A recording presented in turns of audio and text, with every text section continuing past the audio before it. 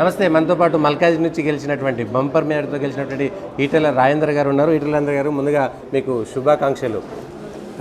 రెండు చోట్ల ఓడిపోయినటువంటి ఈటెల రాజేందర్ నైరాశ్య నుంచి తేరుకొని వెంటనే బంపర్ మేరటితోటి రాగలిగారు. ఎట్లా అనిపించింది? నైరాశ్యం ఎందుకు ఉండాలి? భలేవాడు వాడుతున్నారు.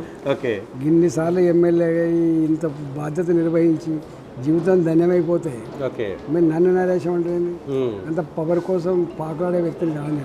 పవర్ ఉన్నా గట్లే ఉంటా, పవర్ లేకున్నా గట్లే ఉంటుంది కాబట్టి నన్ను నైరాశ్యం అనే వాడు విత్డ్రా చేసుకోవచ్చు. ఓకే, సరే, విత్డ్రా చేసుకుంటున్నాడు.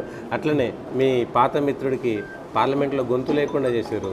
దాని వెనుక బీఆర్ఎస్ బీజేపీ కుట్ర ఉందనేటువంటిది ముఖ్యమంత్రి గారి ఆరోపణ.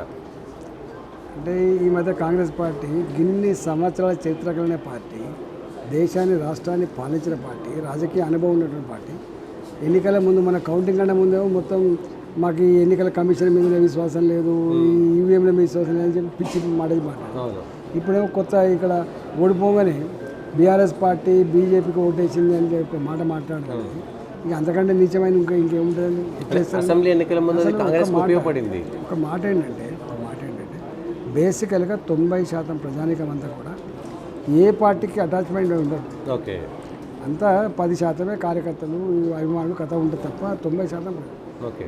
అప్పుడున్న పరిస్థితి బట్టి క్యాండిడేచర్ కావచ్చు, వాతావరణం కావచ్చు, పార్టీ కావచ్చు, రకరకాల అవన్నీ సెట్ అయితే సింక్రనైజ్ అయితే ఓటేస్తారు. అంతే తప్ప ఇలా బీఆర్ఎస్ పార్టీ పాత ఎమ్మెల్యేలు పాత ఎంపీలు మీరు బీజేపీ కోటేమని చెప్తే వేస్తారా? వాళ్ళే అంటున్నారు ఇవాళ రేపు భర్త చెప్తే భార్య ఓటేస్తారని చెప్తున్నారు. అయినా బుద్ధిన్న మాటలేనా ఇవి? తెలంగాణలో నా పరిపాలనకు, ప్రజా పరిపాలనకు ఇది రెఫరెండము అని ముఖ్యమంత్రి రేవంత్ రెడ్డి గారు ప్రకటించారు. ఇప్పుడు రెఫరెండంలో పాస్ అయినట్ట ఫెయిల్ అయినట్ట? రెఫరెండం అంటే మాత్రం ఫెయిల్ అయినట్టే. ఎందుకంటే తన సొంత సిట్టింగ్ స్థానం మల్కాజ్గిరి, అవును, తన సొంత జిల్లా మహబూబ్ నగర్, రెండిట్లో ఓడిపోయింది. ఇవాళ వాళ్ళు గెలిచిన స్థానాలు ఎక్కడ తెలుసా? పాత కాంగ్రెస్ పార్టీ ఎక్కడ బలంగా అయితే ఉండేనో గతంలో, ఖమ్మం జిల్లా కాంగ్రెస్ పార్టీ కంచుకోట ఉండే, నల్లగొండ పూర్వపు జిల్లా అది కూడా ఉండే, ఇలా వరంగల్లో ఇంత పాటు అక్కడ గెలిచినవి తప్ప ఎక్కడ గెలిచినండి వీళ్ళు? ఇలా మొత్తం తెలంగాణ అంతా స్వీప్ అయినాయి. అందుకని రెఫరెండం కనుక వారు అంటుంటే అతి తక్కువ కాలంలో ప్రజల విశ్వాసం కోల్పోయిన ముఖ్యమంత్రి ఎవరంటే రేవంత్ రెడ్డి గారు, కాంగ్రెస్ పార్టీ ప్రభుత్వం.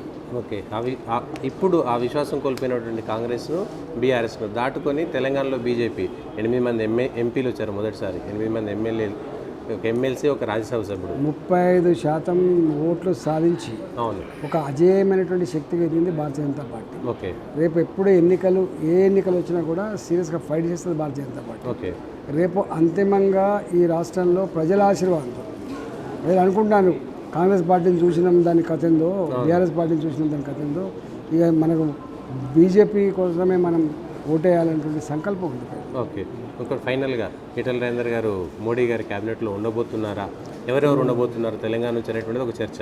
అది మా చేతిలో ఉండదు.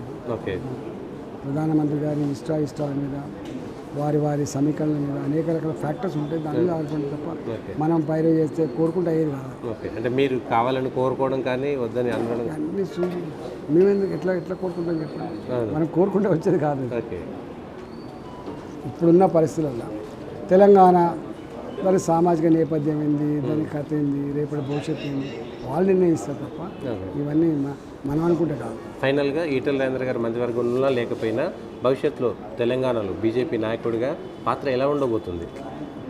నిన్ననే ఇక్కడ ఇంటర్వ్యూ చెప్పిన. ఓకే, ఇవాళ మేము గెలిచింది ఒకటి మల్కాజ్గిరి పార్లమెంట్ ప్రజల అవసరాలు తీర్చడం, ఒకటి వాళ్ళు నమ్మకాన్ని అయితే పెట్టిందో దాన్ని వమ్ముకు చేయకుండా ఉండడం, తెలంగాణ ప్రాంత ప్రయోజనాలు కాపాడడం. ఓకే, ఇవాళ ఈ ప్రభుత్వం ఇచ్చిన హామీలు అమలు కాబట్టి దాన్ని కొట్టుకోవడం, ఇది నా పాత్ర. 4వ పాత్ర, అతి ముఖ్యమైన పాత్ర ఏంటంటే ఈ రాష్ట్రంలో భారతీయ జనతా పార్టీని అధికారం తేవడమే నా ప్రథమ కర్తవ్యంగా ఉంటుంది. ఓకే, ఆ దిశగా మీ ప్రయాణం ముందుకు సాగాలని మరొకసారి మీకు శుభాకాంక్షలు తెలియజేస్తూ, ఇది తెలంగాణలో మల్కాజ్గిరి ఇచ్చినటువంటి ప్రజల తీర్పు ద్వారా తెలంగాణ మొత్తంలో భారతీయ జనతా పార్టీ అధికారంలో తేవడానికి కృషి చేస్తానని ఈటెల రాజేందర్ చెప్తున్నారు.